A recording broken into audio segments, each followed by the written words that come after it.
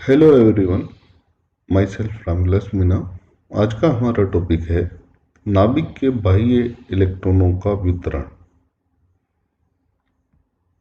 Distribution of extra nuclear electrons. परमाणु में विद्यमान विभिन्न कक्षकों में इलेक्ट्रॉनों का वितरण किस प्रकार से हो, उस व्यवस्था को परमाणु का इलेक्ट्रॉनिक विन्यास कहा जाता है। पिछली कक्षाओं में हम अध्ययन कर चुके हैं, इस से रिपीट करेंगे। आबो सिद्धांत, आबो प्रिंसिपल।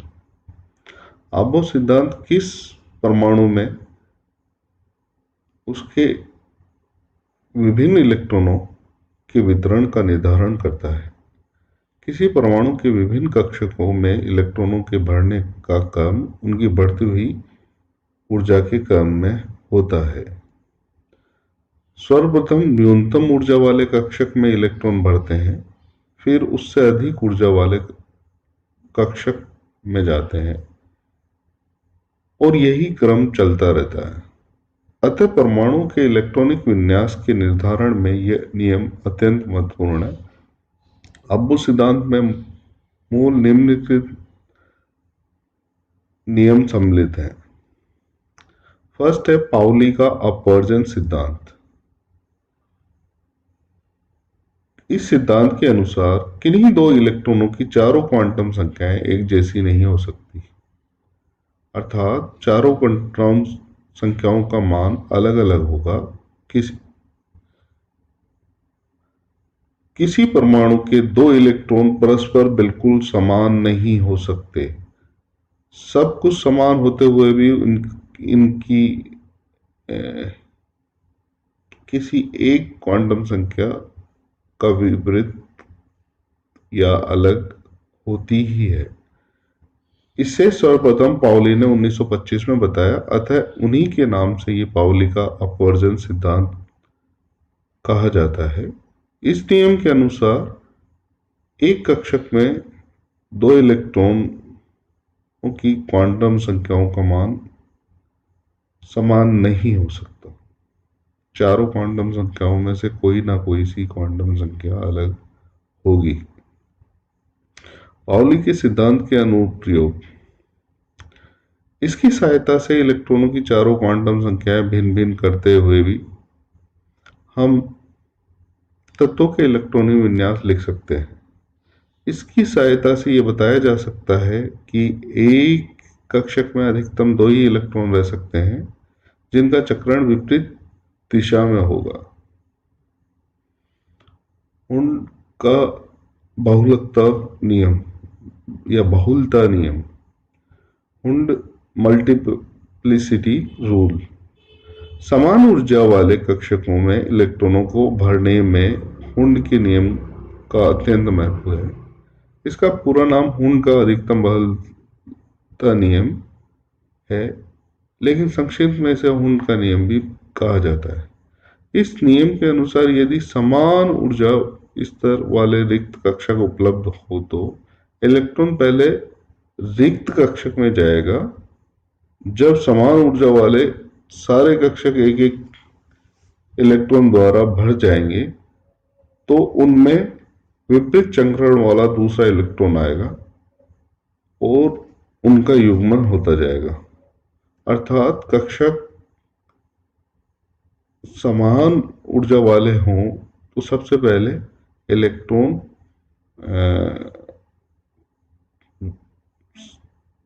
अलग अलग कक्षक में भरा जाएगा, उसके बाद में उसका युग्मन होगा। उदाहरणतः कार्बन का एग्जाम्पल लीजिए आप, जिसका इलेक्ट्रॉनिक विन्यास 1s2 2s2 और 2p2 होता है। आप इसमें देखिए, ये जो रेड से डिनोट किया गया है, अगर शुरुआत में px में ही दो इलेक्ट्रॉन चले जाएं तो ये गलत होगा, जिसको मैंने रेड से दिखाया। हुंड के बहुलता नियम अनुसार इसका 1s2 2s2 और 2p पहले px में एक जाएगा, फिर py में एक जाएगा तो यही इसका इलेक्ट्रॉनिक विन्यास होता है। क्योंकि पी कक्षकों में आने वाला पहला इलेक्ट्रॉन पी एक्स कक्ष में जाएगा, लेकिन सेकेंड इलेक्ट्रॉन पी एक्स में जाकर पहले वाले इलेक्ट्रॉन के साथ युग्मन नहीं करेगा, वरन समान ऊर्जा वाले उपलब्ध रिक्त पी वाई कक्षक में जाएगा। इसी प्रकार नाइट्रोजन का इलेक्ट्रॉनिक विन्यास देखें तो आप देखो शुरू के दो इलेक्ट्रॉन S1s में जाएंगे, सेकंड दो इलेक्ट्रॉन 2s2 में जाएंगे, और थर्ड आप पी कक्षक में एक साथ तीनों को एक में युग्मन पी एक्स में युग्मन नहीं कर सकते, पी वाई में सिंगल नहीं रख सकते। पहले आप एक एक कक्षक एक एक इलेक्ट्रॉन सभी कक्षक में जाएंगे, P X P Y P Z equally distribute रहेंगे, अर्थात इसका इलेक्ट्रॉनिक विन्यास 1s2 2s2 2px1 2py1 2pz1 होगा। इसके बाद ऑक्सीजन का एग्जांपल लीजिए आप। इलेक्ट्रॉनिक विन्यास से इसका इलेक्ट्रॉनों का शुरुआत में 1s2 2s2, फिर उसके बाद में px में जाएगा, py में जाएगा, pz में जाएगा। अब एक इलेक्ट्रॉन वापस, अब इलेक्ट्रॉनों का युग्मन शुरू होगा तो px1 जाकर px2 हो जाएगा, अर्थात इसका इलेक्ट्रॉनिक विन्यास यह रहेगा।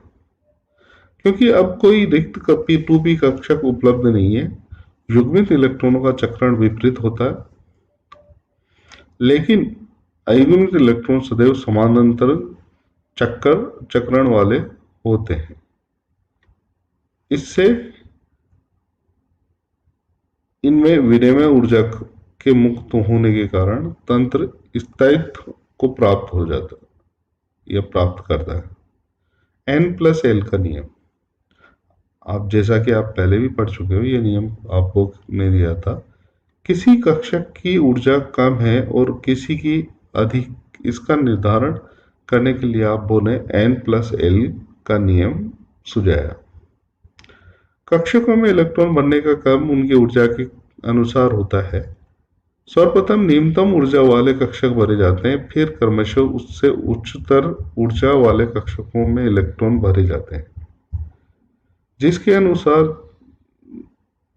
इस नियम के अनुसार जिस कक्षक के लिए N+L का मान निम्न हो वही कक्षक पहले भरा जाएगा। यहाँ N मुख्य क्वांटम संख्या और L द्विघांशी क्वांटम संख्या है, और यदि दोनों कक्षों के लिए N+L का मान बराबर हो तो वह कक्षक पहले भरा जाएगा जिसके लिए N का मान कम हो। उदाहरणतः 4s 3d कक्षकों के लिए N+L का मान क्रमशः 4 + 0 4 होगा और 3 + 2 5 है। 4s और 3d में N+L के नियम अनुसार 4s कक्षक में भरा जाएगा, फिर 3d कक्षक में जाएगा, क्योंकि 4s कक्षक की ऊर्जा कम है। इसे इस प्रकार भी समझ सकते हैं, 4p और 3d कक्षकों के लिए N+L के मान, जहां आप देखेंगे कि N+L दोनों की इक्वल है आती है। 4p कक्षक के लिए 4 + 1 5 तथा 3d कक्षक के लिए 3 + 2 5। इस कंडीशन में आप देखेंगे कि जिसमें n का मान कम होगा उसकी ऊर्जा कम होगी। दोनों कक्षों के लिए N+L का मान बराबर है। इस स्थिति में 3d कक्षक 4p कक्षक से पहले भरा जाएगा, क्योंकि इसकी n का मान कम है। सरलता के लिए इस चित्र से प्रदर्शित किया है। ये आसान है, आपको याद रखने में भी सुविधा होगी। 1s 2s 2p 3s 3p 3d बढ़ती हुई ऊर्जा का क्रम है, जो आप समझ सकते हैं, और जनरली हम इसको यूज करते हैं पढ़ते टाइम, शुरू से ही करते हैं। धन्यवाद।